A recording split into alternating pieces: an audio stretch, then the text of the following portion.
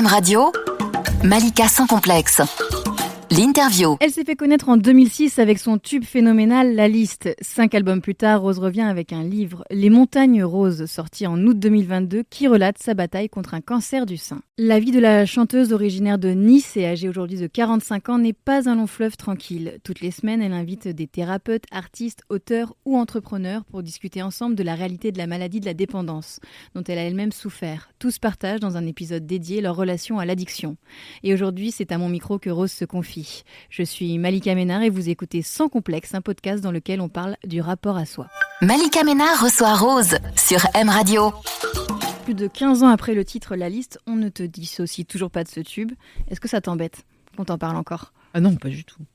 Bah non, c'est mon porte-bonheur. Donc, je veux dire, je peux pas renier quelque chose qui est tombé du ciel. Depuis quelques années, tu as décidé de ne plus cacher tes failles, d'en parler, de les partager pour aider les autres. Quel a été le déclic ? Je pense que j'ai eu besoin surtout de m'avouer à moi-même la vérité. Donc, comme mon moyen d'expression, c'est l'écriture, à ce moment-là, en 2017, j'ai commencé à écrire le livre Kérosène, mais je ne l'avais pas du tout prévu pour un livre. C'était mon carnet de bord pour tenir ma sobriété. Ouais. Et surtout pour me rappeler de l'enfer, d'où je venais, en fait. Parce qu'en fait, si tu ne te rappelles pas sans cesse d'où tu viens, tu peux y retourner. Et tu le relis encore ? Ouais, ça m'arrive. Complètement, je lis des passages, surtout en travaillant mes épisodes. J'ai besoin parfois d'aller relire des choses. Est-ce que tu as eu peur au moment de te lancer du jugement des autres ? Non, jamais. Je crois que c'est un problème chez moi, je n'ai jamais peur. Alors, j'ai toujours l'impression, j'ai eu longtemps l'impression qu'on me jugeait. Attention, j'aime pas ça. Mais ça ne m'empêche pas de faire ce que je veux faire. Comment tu appréhendes le regard des autres depuis toute jeune, enfant ? Est-ce que tu en as un souvenir ? Ouais, bien sûr, j'ai besoin du regard des autres, énormément. J'ai été le chercher beaucoup. Je pense que j'ai été chercher par des moyens raccourcis l'approbation des autres que je n'arrivais pas à m'autoriser moi-même. En fait, je n'arrivais pas à me valider. Avant ce raccourci-là, il y a déjà de vouloir plaire à sa mère, plaire à son père. Oui, j'entends vraiment avant d'être connu. Il y a vraiment dans ça. Ton enfance. Il y a vraiment ça. Non, mais je veux dire, même avant de se plaire à soi-même, j'ai d'abord compris que je voulais plaire à mes parents en faisant ce métier-là, parce que j'ai choisi un métier qui est le rêve de mon père. Donc j'ai réalisé son rêve.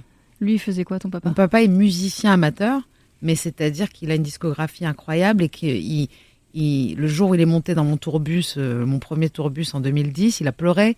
Et moi, j'ai pleuré en me disant, je réalise le rêve de mon père. Mais je ne suis pas sûre que je réalisais forcément le mien. Aujourd'hui encore, je me pose la question. Parce que je vois que je fais plein d'autres choses qui m'apportent énormément plus que la musique qui t'anime. J'aime la musique. C'est une passion, vraiment. J'aime écrire surtout. Et j'aime l'humain. J'aime rencontrer les gens. Et au-delà de tout ça, j'ai un désir d'être utile. Depuis toute petite, je me rappelle faire des choses pour ma mère et attendre qu'elle me dise « Ah, bah merci, tu m'as bien rendu service. » Je repassais des piles de linge, j'avais 8 ans. Tu voulais faire plaisir, en fait. Ouais. Je voulais qu'on m'aime, évidemment. Dans l'utilité, il y a cet altruisme égoïste. En fait, ça nous revient et c'est normal. C'est circulaire. Après, tu peux être vraiment généreuse aussi. Je le suis, malheureusement, ça m'a beaucoup coûté. Mais c'est au-delà de ça. Je pense que, évidemment, que le don ne va pas sans la réception, quoi. Et la réception ne va pas sans le don. Donc les gens qui attendent qu'on leur donne quelque chose et qui donnent rien, pour moi, c'est pas possible. Et tu dis que quand tu étais petite, déjà, tu avais une addiction au sucre. Pas toute petite, mais à l'adolescence, j'ai commencé à faire des crises je ne savais pas que c'était de la boulimie parce que je regardais beaucoup de documentaires là-dessus et ça me fascinait. Et ce qui me fascinait encore plus, c'était les anorexiques. Je les enviais. Je me disais comment elles arrivent à avoir cette volonté-là de plus manger, alors que moi, j'étais aliénée, en fait. Je ne pouvais pas m'arrêter de manger. Mais ça ressemblait ni à l'un ni à l'autre. Donc, je me suis dit, je ne suis pas malade, je mange trop. C'était pas des crises de boulimie où on va s'acheter, comme je voyais les émissions, je ne pouvais pas manger pendant 3 heures d'affilée, je ne me faisais pas vomir. Mais par contre, je mangeais en cachette. Je me resservais plusieurs fois en cachette. Ça m'est arrivé d'aller vider les assiettes quand j'étais jeune, débarrasser la table et manger avant de mettre à la poubelle. Et je me suis aperçue qu'il y a plein de filles qui font ça encore. Et Tu venais combler quelque chose. Ouais. Est-ce que tu sais quoi aujourd'hui ? Toujours pareil. Je pense que, de toute façon, ce vide-là, tant qu'on ne l'a pas comblé par quelque chose d'extrêmement puissant, et aujourd'hui je sais qu'il n'y a rien de plus puissant que la spiritualité, tant qu'on n'a pas comblé ça avec quelque chose d'intérieur. Je suis en ce moment dans Spinoza à fond parce que ça fait 2 ans que je suis dessus et je pense que j'en ai pour toute la vie. parce que c'est illisible, on peut que le lire des gens qui ont étudié Spinoza. Donc j'essaye de le lire, mais c'est compliqué. Mais j'ai compris qu'en fait, la joie, elle devait venir de l'intérieur et que rien ni personne ne pouvait me donner ce que moi, je me donnais pas. Mais t'étais pas en joie alors à ce moment-là, 15-16 ans. J'étais en joie, partiellement, dans des moments ponctuels. Donc j'étais en joie parce que j'étais toujours amoureuse. J'avais la chance aussi d'avoir des hommes qui étaient amoureux de moi. J'étais en joie parce que je faisais de la musique. Un peu plus tard, j'étais en joie. Par contre, je me suis rendu compte que quand j'écrivais, j'étais touchée par la grâce depuis toute petite. En fait, ce qu'on appelle le flow aujourd'hui dans le yoga ou ce genre de choses, des moments où on perd totalement la notion de l'espace-temps. On n'est plus dans l'espace-temps du tout. Et en fait, je pouvais écrire des heures. Et ça me rendait tellement heureuse. Ah oui, depuis que je sais écrire. Ok. Ouais. J'ai des journaux intimes, moi, j'ai des placards remplis de. Et ça, t'as compris désormais que c'est ça ta source vraiment première de bonheur. C'est ça ma source, mais aujourd'hui, il y a au-delà de ça, cette source-là, elle est très importante parce qu'elle est personnelle, elle est intime, elle me permet d'examiner ma personne et de savoir, même 2 ans après, de relire des choses et savoir où j'en suis et voir si j'ai évolué. C'est très important pour moi. T'écris tous les jours ? Tous les jours, oui, beaucoup. Mais j'écris tout, hein. D'abord, je fais 3 pages, les pages du matin de Julia Cameron, qui est Libérez votre créativité, qui est un truc exceptionnel pour Qu'est-ce que c'est ? C'est un livre qui s'appelle Libérez votre créativité de Julia Cameron, qui est destiné à la base aux artistes, entre guillemets, mais sauf qu'on est tous artistes. C'est un peu pour trouver sa raison d'être, ce qu'on appelle en japonais l'ikigai, ce genre de truc pour trouver pourquoi on est fait et de trouver sa part de créativité et dans quoi elle doit s'exprimer. Et en fait, c'est un programme sur 8 semaines. T'as des exercices en fait ? T'as plein d'exercices, mais il y en a un, j'ai jamais été au bout du programme. Parce qu'il est très dur quand même, il faut vraiment se tenir à des choses. Il y a des rendez-vous avec l'artiste, tu dois te retrouver dans la nature. Il y a plein de choses à faire. Mais il y a ces pages du matin et je n'ai jamais arrêté. Et c'est des pages automatiques. Donc tu peux commencer en disant je suis super faim ce matin. Et merde, j'ai oublié, j'ai d'acheter les gerblés. Voilà. Et ça fait combien de temps que tu le fais alors ? 2 ans. Ah oui. Après, j'écris sur mon ordinateur tous les jours. Je lis très tôt. Je me lève à 5h30. Donc à 6h du matin, je suis en train de lire des choses philosophiques qui m'inspirent. Et en fait, une phrase d'un coup va, entre les pages du matin et ça va me déclencher une espèce de truc. J'ai besoin d'écrire sur quelque chose. D'un coup, je vais écrire. Il faut que tu te laisses du temps dans la journée. Après, je fais mon yoga. Ouais. Ouais. Mais souvent, je suis un peu inefficace, entre guillemets, à partir d'après-déj, quoi, hein, en vrai. Parce que le matin, c'est ma vie. C'est là où je fais tout. Et l'après-midi, je vis. Tu fais quoi alors quand tu vis ? Déjà, je déjeune tout le temps avec quelqu'un. Tout le temps, j'ai des gens à voir, des amis, de boulot, des choses. Mais en fait, je travaille, mais sans travailler. Je vais marcher beaucoup. J'essaie de faire 10 000 pas par jour parce que je fais pas de sport. Tu fais pas du tout. Tu fais du yoga. Ouais, mais je le vois pas comme un sport. Ma séance de yoga, c'est méditation, respiration, quelques postures et tout. Mais évidemment, ça muscle en profondeur et ça me fait énormément de bien. En plus, je suis sous hormonothérapie, donc j'ai des gros problèmes d'articulation. J'en ai pour 5 ans, donc un traitement anti-récidive, voilà, de cancer. Donc, je suis obligée, en fait, le matin, mais même si je bouge le cou... Tu es obligée de faire du yoga pour débuter la journée ? Ouais, obligée. Et c'est pour ça que je me lève très tôt, parce que, en fait, je fais tout ce que j'ai... En fait, sinon, mais même l'administratif, si je le fais pas à 7h du mat, je le fais plus jamais. Voilà. Donc, je fais tout ce que je peux... Que après, en fait, mon esprit, après, plus le matin, plus la journée avance, plus mes pensées sont en arborescence, et moins je peux me concentrer sur quoi que ce soit. Et plus je suis dispersée, et après je m'en veux terriblement parce que je procrastine, je suis dispersée, je dois faire ça, je devais faire ça, je l'ai pas fait. Et tu culpabilises facilement ? Oui, donc du coup j'ai compris que je ne culpabilise plus du tout. Je fais ce que j'ai à faire très tôt, et la journée pour moi elle est impeccable en fait, c'est une joie. Je suis dans la béatitude moi, attention je suis amoureuse des fourmis. Hein. Ça fait du bien. Comme ça, écoute, je mérite, hein, j'ai passé 40 ans à vouloir crever, donc à un moment donné, il faut bien que ça cesse. Et justement, on disait à 15-16 ans, donc du coup, il y avait ces petites crises que tu considères pas être des crises graves d'addiction à la Non, c'était des nourriture. signes précurseurs, ouais. Et à ce moment-là, ta mère, elle t'emmène voir une nutritionniste. Oui, mais parce que je lui dis, je suis grosse aussi. Ah, hein. c'est toi qui lui dis ? Oui. Oui. T'étais dans quel état ? Je me trouvais grosse et c'était vrai. Hein. Je veux dire, je devais faire 15 kilos de plus que maintenant, donc c'est pas gravissime. Mais en tout cas, c'est pas le poids que je voulais faire et c'est pas le poids que je veux faire aujourd'hui non plus, faut être honnête. Moi, je suis bien là aujourd'hui telle que je suis, je cherche plus à maigrir. Avant, là, t'es très fine. Oui, mais avant, je voulais être rachitique. Et avant, t'avais cette passion pour la minceur. La maigreur. Attention, maintenant, j'aime plus ça et surtout, maintenant, j'arrive à comprendre que je suis bien comme ça. Parce qu'avant, même quand j'étais maigre, je disais que je pourrais encore perdre un peu. Oui, donc c'était vraiment... C'est une maladie, ouais. Aujourd'hui, je m'accepte exactement comme je suis. Je me pèse plus depuis 2 ans. Et je sais exactement ce que je dois manger parce que j'ai besoin de manger du sucre. Tu fais attention à ce que tu manges ? Non, je connais exactement comment je dois... En fait, pareil que pour mes journées, toute mon énergie et toutes mes calories sont situées entre 6h du matin et 14h. Mais il y a beaucoup de rigueur quand même entre 6h Non, mais parce que c'est comme ça. C'est-à-dire qu'en fait, j'ai faim, très faim. Je peux manger 3 fois dans la matinée, je me lève très tôt. Donc, j'ai une addiction aux gerblés. Donc, les gerblés sésame, je me lève. Comme lui, voilà. Gerblés sésame, il faut que je me lève, il faut que j'ai ça. Sinon, je descends les acheter. Alors, c'est pas bon pour la santé spécialement. Non, le c'est Nutri-Score pas bio, est pas bon. Il est pas bon du tout. Mais je suis addict à ça. Après, à 10h, je vais me faire un fruit, un bout de fromage. Et je vais manger très tôt, à midi et demi. Et après, c'est fini. Non, ton dîner, c'est pas fini du tout. Je vais me faire un goûter à 16h. Et après, à partir de là, mon énergie, elle baisse, mon envie de manger, elle baisse, tout, voilà, et je me couche très tôt, et c'est comme ça. Voilà, j'ai trouvé mon rythme. Ça, c'est une routine qui est récente. Ça fait un bon moment. Ça fait, honnêtement, quelques années. Aujourd'hui, comment tu te sens dans ton corps ? Très, très bien. Alors, aujourd'hui, c'est plus les signes de vieillesse qui parfois font... J'ai la chance de rien voir de près, en fait. Et ça aussi, en fait, je trouve que tout est une bénédiction pour moi. Je me dis, on me dit, demain, tu vois très bien de près, t'as pas besoin de tes lunettes. Je dis non. Parce que quand je mets mes lunettes et que je me regarde, j'ai envie de mourir. Et t'es super belle. Ah non, mais c'est-à-dire que je me maquille comme un pitre, hein. Je me maquille, on dirait un clown, parce que je me regarde pas. Tout le monde me dit, t'as de la poudre comme ça. Je m'en fous. Je m'en fous de tout. Mais alors, par contre, aujourd'hui, je crois que c'est ça. Je m'en fous de tout. Il y a un espèce de recul énorme qui fait qu'en fait, il n'y a plus rien qui est grave. Et en revanche, tout est important. Je m'implique dans tout ce que je fais. Avant, je m'impliquais dans rien. Je faisais tout en dilettante et je disais, ouais, moi, je suis rock'n'roll. En fait, le rock'n'roll, c'est de s'impliquer dans ce qu'on aime, mais par contre, de pas du tout être en attente de résultats. C'est ça, être rock'n'roll. C'est moi, je fais ma part et Dieu fait le reste, quoi. Et quand je dis Dieu, c'est l'univers, c'est ma grand-mère, c'est la tout spiritualité ce que vous voulez. Parlais, ouais. Oui. Parce que Dieu, moi, je le visualise pas du tout. Pour l'instant, je suis pas du tout dans un truc mystique. J'ai été élevée dans la religion juive et j'y crois pas du tout. Je crois pas à la religion. Je crois à tout sauf à la religion. Je crois à David Bowie qui dit la religion, c'est pour les gens qui ont peur de l'enfer et la spiritualité, c'est pour ceux qui en reviennent. Et moi, je sais que sans spiritualité, aujourd'hui, je serais morte.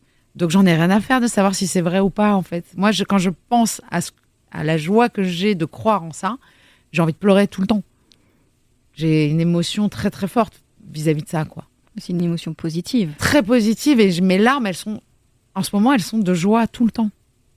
Voilà, c'est comme ça. J'espère que ça va pas changer. Il paraît que quand on s'éveille, tout le monde me dit, ouais, on te connaît, les hauts, les bas, t'es cyclotimique, t'es bipolaire. Oui. Mais quand on a eu un... Mais il y a quand même beaucoup de jugements sur toi, autour de toi. Oui, les gens... Que t'acceptes de recevoir, les gens se foutent pas mal de ma gueule. J'ai eu plein de surnoms chez mes copines, des surnoms un peu rigolos. Et j'ai demandé, là, pour mes 45 ans, on a fait un groupe pour fêter ça la semaine dernière. Et j'ai dit, est-ce qu'on peut enlever ce surnom-là ? En fait, je me reconnais plus. Ah, mais comment on peut faire pour l'arrêter ? C'est pas possible. C'est quoi toi. Le surnom ? En plus, c'est spécial. C'est Walou, parce que Walou en arabe, ça veut dire rien. C'est pied noir, ça veut dire rien. Ouais. Ça veut dire, en fait, toutes les soirées, on me disait, elle a encore fait Walou ce soir, c'est-à-dire, on sait pas où elle est rentrée, avec qui, comment, et où est-ce qu'elle a vomi. Donc voilà, je les ai habitués comme ça, quoi. Elle est où, Walou ? Et j'ai dit, je suis désolée, c'est pas que ça me vexe. C'est qu'en fait, je me sens pas, c'est pas moi. Parce qu'aujourd'hui, je fais plus rien de cette façon-là. Alors, c'est chiant peut-être, je comprends.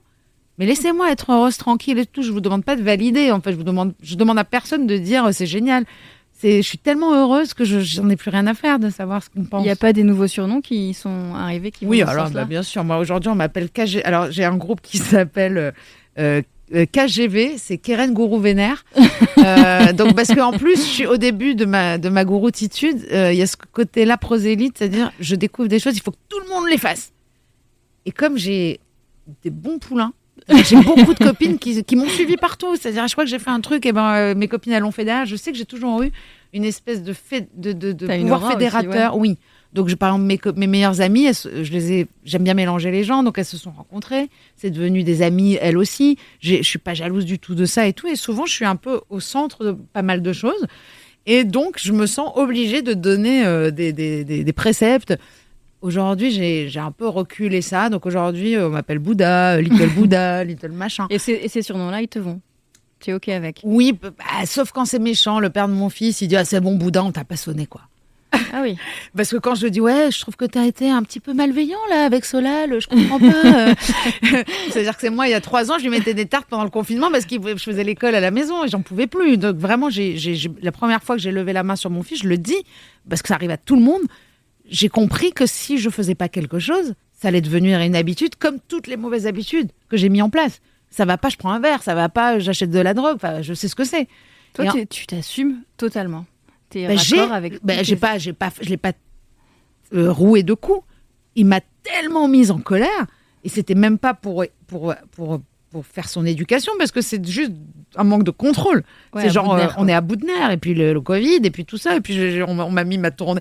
Pour moi, j'en voulais à la terre entière. C'est-à-dire que c'est bon, j'ai arrêté de consommer.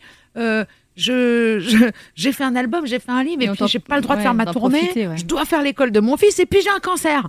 Donc ça, tu l'as appris pendant le. Juste en sortant du confinement, ouais.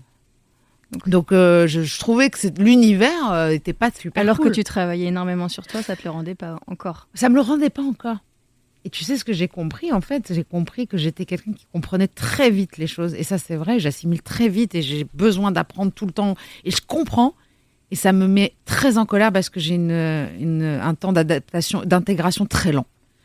Et en fait, ça me met très en colère, mais sauf que je m'étais en colère contre les autres parce que d'un coup, mon fils me mettait hors de moi alors que moi, j'étais en train de lire Frédéric Lenoir, Christophe André, voilà. Alors, c'était mes premières lectures et elles m'ont amené à d'autres choses et encore à d'autres choses parce qu'aujourd'hui, Spinoza, pour moi, il doit être étudié au-delà de de Frédéric Lenoir qui m'a introduit à Spinoza. Aujourd'hui, je lis des trucs, j'aurais pas cru pouvoir comprendre une ligne de ce que je lis. Et comment tu arrives à garder la spiritualité quand tu débutes, quand tu as l'impression de tout faire parfaitement, mais que ça te le rend pas encore? Parce que je pense que j'étais pas spirituelle, je manquais vraiment d'humilité, j'avais l'impression que tout m'était dû et que tout était de mon fait. Je suis trop forte, j'ai arrêté de consommer, je suis trop forte, regardez ce que je fais, regardez. T'as arrêté de consommer sans aide? Sans aide et surtout sur ma volonté. J'ai cru que la volonté suffisait. Ça peut suffire un certain temps. Mais ça a marché un certain temps. Mais il y a eu 2 époques, quoi. Il y a eu les 3 premières années, 2017-2020, et puis il y a eu 2020-2023. Si, attention, oui. Mais bon, c'est quand même c'est sporadique. C'est un suivi, en fait. Oui. Disons que ça me montre qu'il y a le déclic et que tu as envie d'être aidé, que tu as envie t'as de la bonne volonté, quoi. Quand j'ai rechuté, justement, et donc là, à ce moment-là, il y a tout qui revient, en fait. Moi, c'est confinement, arrêt de la tournée, cancer, rechute. J'ai fini à Sainte-Anne, j'ai avalé une boîte de Lexomil, en fait. Tu voulais plus vivre, en fait. Voilà. Donc peut-être que l'éveil spirituel vient de ça aussi. Peut-être que pendant ces 3 jours où j'étais on va dire, c'était pas un lavage d'estomac, c'était une antidote. Donc j'étais aux urgences pendant plus de 48 heures. Et ça, je le dis parce qu'il est dans mon livre des Montagnes Roses, mais ça, c'était dû à un trop-plein de beaucoup de choses, j'en sais rien, à ce que je suis intrinsèquement, c'est-à-dire quelqu'un de fragile. Et, tu te définis comme quelqu'un de fragile ? Oui, mais fragile parce que fêlé et vide. Aujourd'hui, j'ai cette chance-là d'avoir rempli tout ça, oui. Donc c'est merveilleux, donc je me sens forte. Mais jusqu'à ce moment-là, oui, c'est très fragile, tout est précaire. C'est pour ça que mes amis elles rigolent, oui, là, t'es là, mais tu seras peut-être là et tout. Mais elles ont raison, en fait, il faut être très humble. Et je sais pas de quoi est fait demain. Je sais qu'aujourd'hui, c'est merveilleux et je sais pas de quoi demain est fait. Je fais mes examens médicaux cette semaine, le contrôle des 6 mois, donc ça fera 2 ans. Franchement, j'emmène pas large, tranquille, quoi. Et ça, tu le fais bien, parce que je lisais une interview où parfois tu disais que tu allais pas, tu savais qu'il y avait un problème, mais... Avant ? Oui. Ouais. Ah ouais. Ouais, bien sûr. Non, là, je fais tout. Tu fais tout bien ? Ouais, je fais tout et sans peur. Sans peur, voilà, c'était la question. Peur, ouais. Non, parce que la peur, elle sert à rien, vraiment, parce que je me dis, s'il y a quelque chose, il sera toujours temps de s'inquiéter. Ça va être déjà une bonne tannée de devoir repartir sur un traitement. Je vais pas m'inquiéter 6 mois avant. Enfin, dans ce cas-là, tu vis plus, quoi. Comme aujourd'hui, je pense que le but de la vie, c'est de vivre, ça sera un peu con. En effet. Tu as beaucoup parlé donc, des addictions. J'ai beaucoup parlé tout court. Oui, mais ça a toujours été super intéressant. Et justement, là, on parlait de ce cancer du sein qui arrive en 2021. Il y a eu une ablation d'un sein, 2 mois de radiothérapie. Et ça, tu dis, ça va, je le vis correctement. Parce que tu pensais que le plus dur était fait. Parce que je pensais que j'avais eu beaucoup de chance de ne pas faire de chimiothérapie, surtout. Donc, j'étais tellement heureuse de pouvoir quand même une bénéficier de opération. ce traitement. Oui, mais bon, on vous dit qu'il y a des cellules cancéreuses dans un sein, on est content de l'enlever, en fait. T'as envie tout de suite qu'il Oui, s'en aille. j'avais vraiment hâte. J'apprends ça le 27 avril, on me dit que c'est le 27 mai. Pour moi, c'est les 1 mois les plus terribles de ma vie. Tous les matins, tu te lèves, tu sens que tu as le cancer, quoi. Donc, c'est un peu violent. Et puis, la radiothérapie, ça m'a un peu pourri l'été, mais en fait, les conséquences, elles arrivent plus tard. Tu vois, là, je suis brûlée, c'est rien, ça, hein, mais c'est la peau. Et puis, il y a des tendons qui ont été atteints, il y a des choses, voilà, c'est parce que ça brûle tout, en fait. Donc, ça vient plus tard, mais c'est 1 minute par jour, donc on sent rien. C'est juste qu'il fallait être à Paris, tout le mois de juillet, d'août et tout, c'était un peu relou.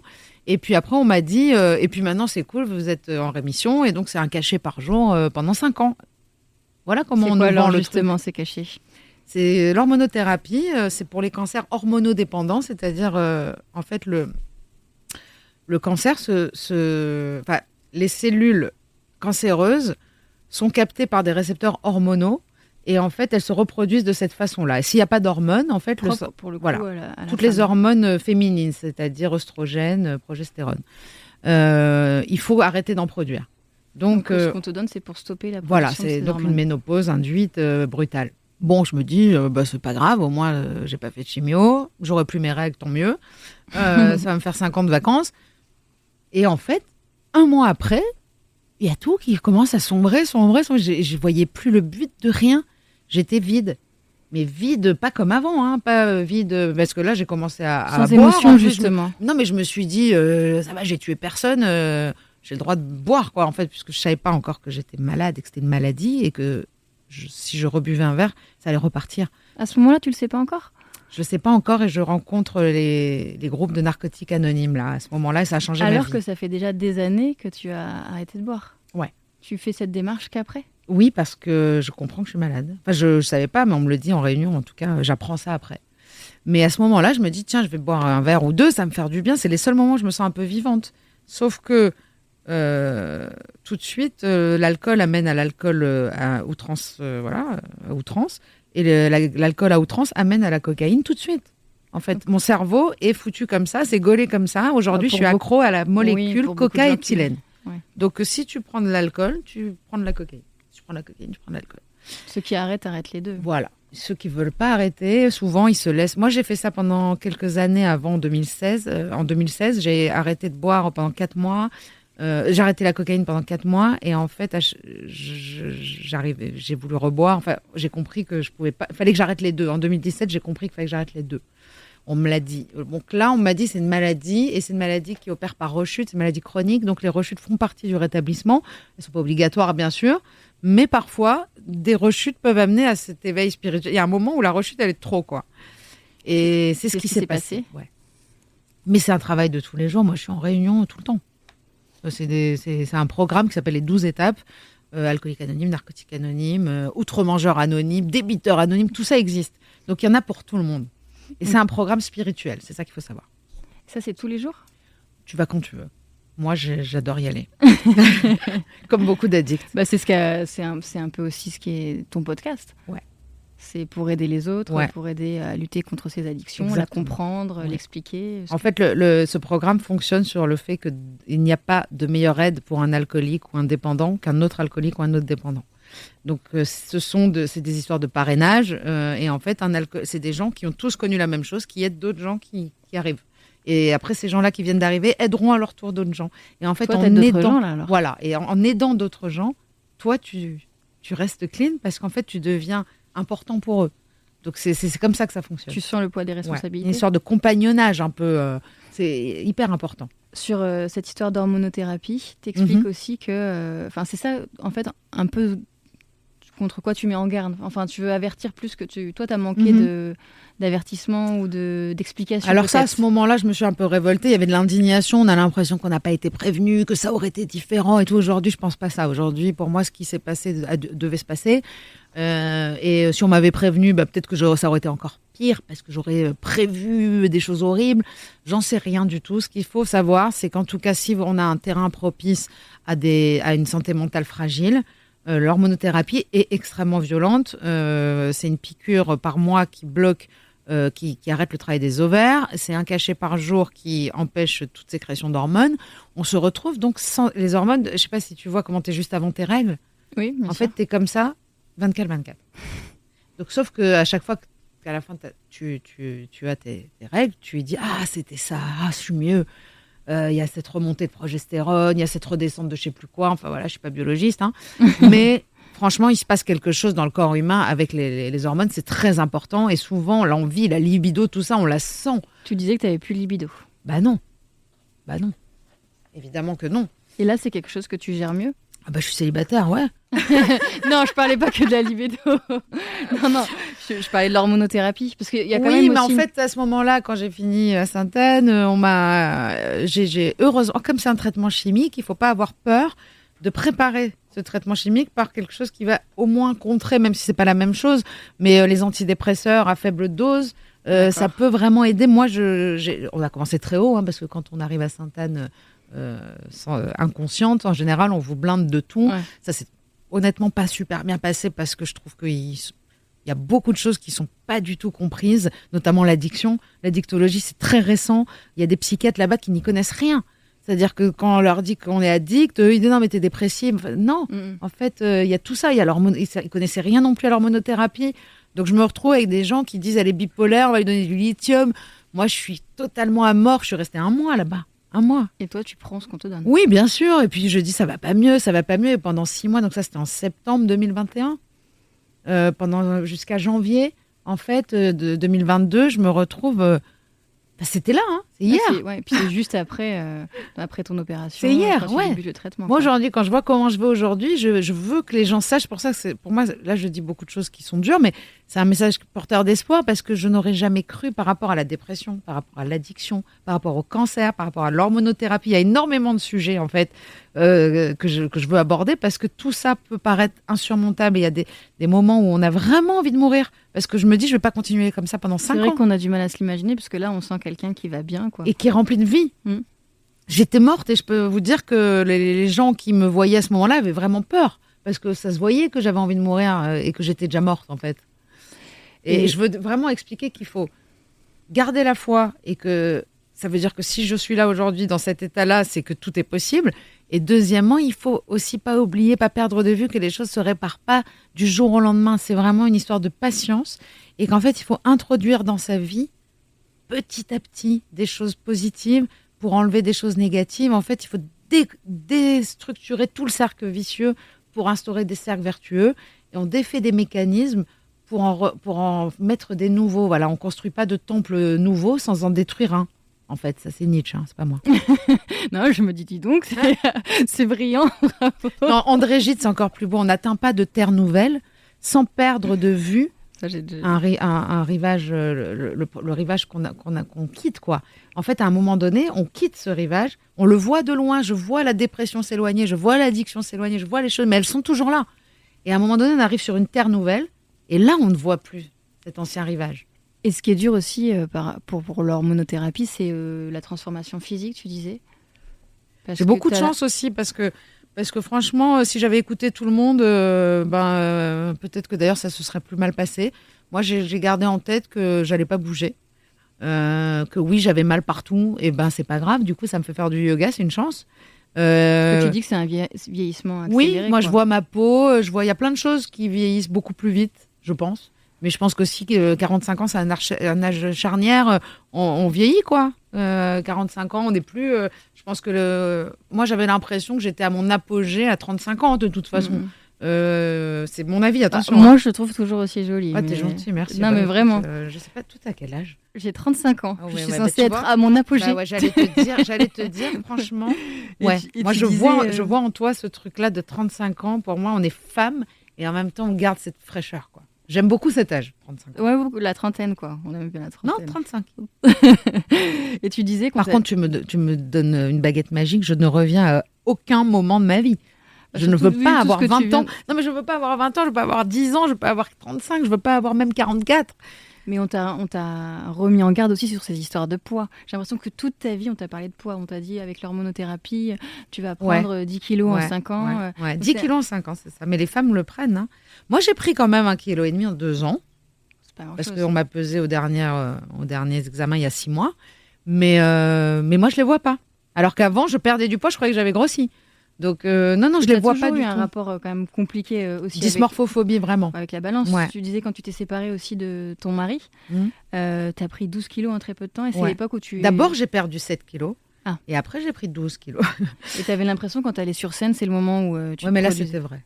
Mais tu avais l'impression... En fait, tu disais, je passais les premières chansons à regarder si les gens me trouvaient grosse. Mais ça, je pense qu'il y avait dans le regard des gens, il y avait quelque chose qui avait changé en moi. Déjà, déjà j'avais morflé par rapport à ce mariage et ce divorce. J'avais morflé par rapport à la consommation d'alcool et de drogue. J'avais pris en effet 10 kilos. Je m'étais coupé une frange, ça ne me va pas du tout. Franchement, j'étais pas la même personne que la petite nana qui arrivait faire la liste, c'est vrai, et c'est clair et net. En 2010, moi, toutes les photos que je regarde, ça me fait mal au cœur. Je sens Encore maintenant ? Ah oui, je m'aime pas du tout. Je m'aime pas du tout et ça se voit que je m'aime pas en plus. Mais je comment m'aimais tu pas. arrives à performer sur scène en pensant... C'était horrible. Ouais, en Non, pensant à l'image que tu renvoies physique pas alors pire. qu'ils viennent regarder une prestation. Il n'y a pas pire. Mais même la musicale. prestation était très mauvaise parce qu'en plus, j'étais pas moi-même. Non, il y a des années où j'ai pas envie d'être sur scène et j'y suis parce qu'il faut y être. Mais voilà, la scène, c'est très dur. Mais Très dur. Il y a des moments, là, je peux vous dire, je commence à avoir un petit peu envie d'aller sur scène, là. Là, ça commence à me chatouiller parce que j'ai fait des chansons et il y aura peut-être un album finalement alors que j'avais pas prévu du tout. Et je me dis, ça va être quand même cool. Mais j'ai envie d'y aller avec ce même état d'esprit. Je prie pour la première fois de ma vie être sur scène avec cet état d'esprit-là. En fait, j'ai envie d'essayer la scène en étant cette Keren-là d'aujourd'hui. Mais en fait, on peut pas dire qui je suis. En fait, c'est tellement dynamique ce qu'on est. Donc, ça sera pas pareil demain et c'était pas pareil hier. là, c'est une envie qui revient. Ah bah oui, parce que je vais tellement bien que je me dis ça doit être génial d'être sur scène. Parce que j'ai eu des copines comme ça qui étaient sur scène et qui oublient tout sur scène. Par exemple, Julie Zenati, elle peut penser tout ce qu'elle veut avant, après et tout, mais sur scène, elle est habitée. Et elle s'en fout. Pas à te séparer de ce qui t'animait ou te dédruisait quand t'arrivais sur scène. Et c'était pire limite en fait. Mais c'est horrible. Parce que tu te sens encore plus... C'est horrible. Après, j'ai eu la chance parfois, grâce à l'alcool, de switcher un moment et d'oublier tout ça et d'être dans le concert. Quand je veux dire l'alcool, c'est-à-dire quand j'avais bu, mais pas trop, hein, genre un verre, un truc me détendre. Être un peu aviné. Mais malheureusement, je commandais des verres sur scène à mon régisseur. Le pauvre, il savait plus quoi faire. Hein. Mais ça, c'est quelque chose qui est C'est derrière. qui est J'espère, oui, mais il faut pas oublier. Il faut pas oublier parce qu'en fait, c'est une maladie. En fait, pour ça que je te dis, j'y vais souvent en réunion parce que c'est une porte qu'il faut jamais entrouvrir. Et quand tu vas en réunion, tu vérifies qu'elle est bien fermée. Tu te rappelles, tu vois des gens arriver qui ont consommé la veille ou tu vois des gens qui ont 10 ans clean. Tu dis, je veux être eux. Tout te donne envie de rester clean, en fait. Tu as dit que tu as parlé de ta spiritualité. Si tu avais des conseils à donner pour se réapprivoiser son corps Alors moi, je peux pas te donner autre chose que le yoga, mais le yoga en tant que philosophie du yoga et tout ce qu'il comporte, c'est-à-dire méditation et respiration. Sophrologie alors ? Ou sophrologie, pourquoi pas, mais moi je trouve que dans la philosophie indienne, il y a tout. Donc j'ai eu la chance de faire une formation de yoga Ayurveda au moment du confinement, avec vraiment une... Tu pourrais être professeur de yoga alors ? En fait, j'ai pas du tout envie. Mais là, je vais donner 2 cours de yoga dans un festival. J'ai trop hâte. Là, Ah, quand même. Ouais, en fait, je fais un festival où je fais tout. Je fais une conférence, je fais un débat, je fais un concert avant Louis Bertignac sur scène. Et je fais... C'est le Rose Festival. Ouais, en fait. le mec a pris toutes les cordes que j'avais à mon arc. Il a pris l'arc complet. Il a dit, allez, on va prendre l'arc. Et donc, je peux donner des cours parce qu'en fait, je pratique tellement que je pense que même sans validation de formation ou pas, en fait, j'ai beaucoup à transmettre, ça je le sais. Mais je pense qu'il faut commencer par la respiration.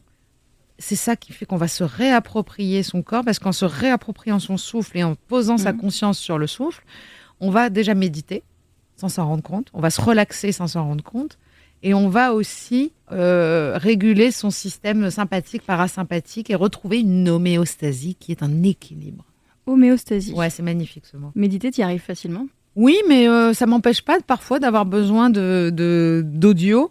Alors je fais les deux. Je médite souvent sans rien. Je peux méditer partout, donc ça c'est génial. Par contre, je suis un peu mystique. Moi, j'adore les gourous qui font un petit peu débat. Joe Dispenza, Deepak Chopra, ce sont des figures du développement personnel mondial qui vendent des millions de livres. Donc ça laisse beaucoup quand même à débattre parce qu'il y a des gens qui n'aiment pas du tout, qui pensent que c'est des charlatans. Mais en fait, il faut faire attention. Parfois, en effet, il ne faut pas se laisser totalement embrigader, mais il faut prendre ce qu'il y a à prendre. Et moi, dans Joe Dispenza, je conseille énormément ce livre, Rompre avec soi-même, parce que c'est un livre audio avec les méditations.